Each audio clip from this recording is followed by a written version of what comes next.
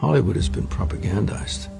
And it's an interesting thing about the left, you know. One would think that you could look around the world in the recent history of the world, and you would see every time socialism or communism, Marxism, takes root in a country, the country is destroyed in some way. Look at what is happening in North Korea. Look what's happened in Poland when Russia took over. Look what happened in Cuba. Look what's happened in Venezuela. And one would think that they get added up and say, let's not let it happen here.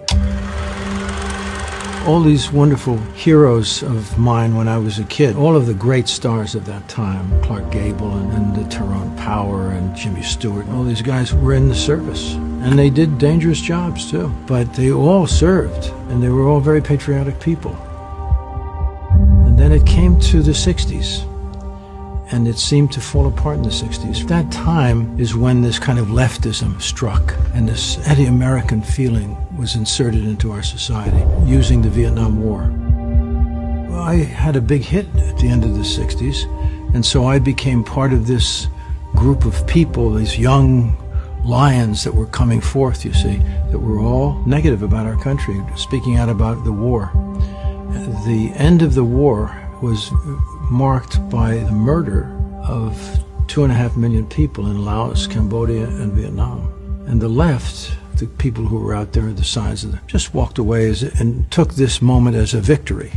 And I saw all of this carnage, and that communism and the communist hordes that created all of that violence were given a pass by this group. So I went through a lot of things. Even that didn't pull me completely to the right, but I saw a lot of things at that moment, and gradually over the next years, and with the influence of many good people, I came to understand certain things. And the poison that I had seen happen, and that happened actually to me, this idea of propaganda is real. And it gets to you. Now, we live at a time now where the media is pouring propaganda into people's homes. Slanders and lies are being accepted as truths. All the stuff that's going on further in our universities and in our schools that's damaging our children. And this is backed by most of Hollywood. If you're a conservative in Hollywood, you're on the outside. And you don't have an easy chance for a career. You know, people can hire who they want. This is a free country, still. So it's their business. You know, they want to work with certain people and not work with other people. It's okay with me. But of course, there is this kind of bias, and it is reflective of the blacklist that they make such a big deal about.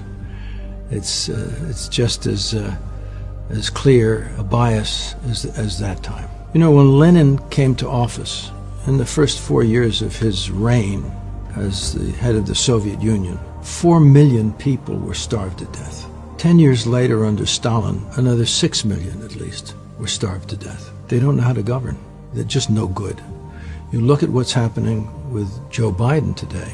He's destroying our economy. We're looking into inflation. Gas prices are going up. They're not good at it. The only thing they're good at is being destructive, as they showed themselves to be during President Trump's 4 years. All they did was try to destroy this country and bring down a sitting president. And now you have big tech participating in it. Can you imagine that this cancel culture, they cancel out the President of the United States? What? I mean, it's very, very serious. It's a battle for the truth. But thank God for our founding principles and our founding documents, and especially the Constitution. Even though it's been eroded and attacked, still enough of it has kept us alive. And I believe that we're going to prevail. That's what I believe. I believe all these wonderful people that have stepped up and can explain things to the American people. And once a person gets connected to the truth of things, they don't leave it. The truth is God's truth. The truth is God. Good is God. And we're fighting lies. Well, that's what's great about what this channel does, you know, what Ben Shapiro has done, what Candace Owens has done, you know. They have alerted people, awakened them. So we have a little battle on our hands, and we're not going to give up.